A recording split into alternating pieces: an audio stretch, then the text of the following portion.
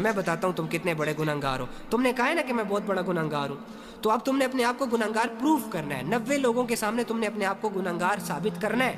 اب میری بات سنو, احد نے آپ لوگوں کے سامنے کہا ہے کہ میں بہت بڑا گنہگار ہوں. اب یہی احد اپنے آپ کو کہنے والا ہے کہ میں اللہ کا دوست ہوں. 2 منٹ کے اندر احد میری بات کا آنسر کرنا, جو پوچھوں سیدھا سیدھا بتانا. فرعون کو جانتے ہو؟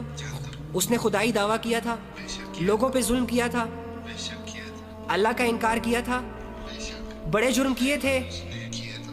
اوکے, اب مجھے ایک بات بتاؤ, یہ فرعون تمہارے پاس آ جائے ابھی, اور تمہیں اس کا پتہ ہو کہ یہ ظالم ہے, یہ جابر ہے, اس نے لوگوں کی زندگیوں کو تنگ کیا ہوا ہے, اس نے خدائی دعویٰ کر رکھا ہے, لیکن آپ کے پاس آ جائے اور آپ سے کہے احد مجھے ریئلائز ہو گیا یار کہ میں بہت بڑا گنہگار ہوں, مجھے ریئلائز ہو گیا یار احد کہ میں نے خدائی دعویٰ کر کے اچھا نہیں کیا, مجھے یہ ریئلائز ہو گیا احد کہ میں اللہ کی نافرمانی میں بہت آگے نکل گیا ہوں, احد میں تیرے رب کو ماننے کے لیے تیار ہوں, مجھے بتاؤ کہ کیا تمہارا رب مجھے معاف کرے گا؟ لیکن اس کی زندگی بڑی غفلتوں میں اور گناہوں میں گزری ہے.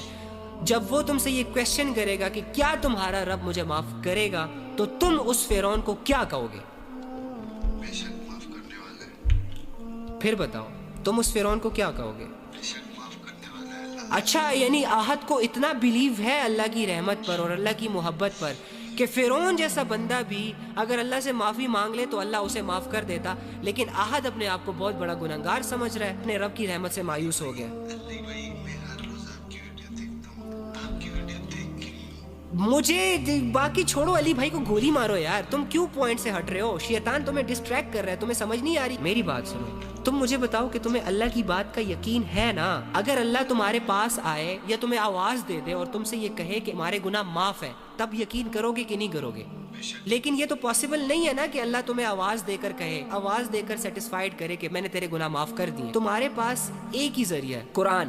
تو قرآن میں اللہ نے کہا ہے کہ اگر تم توبہ کرنے میں سچے ہو تو تمہارے گناہ صرف معاف نہیں کروں گا بلکہ ان گناہوں کو نیکیوں میں تبدیل کروں گا. تو قرآن کس کی آواز ہے؟ قرآن کس کے الفاظ ہیں؟ اللہ کے ہی ہے نا.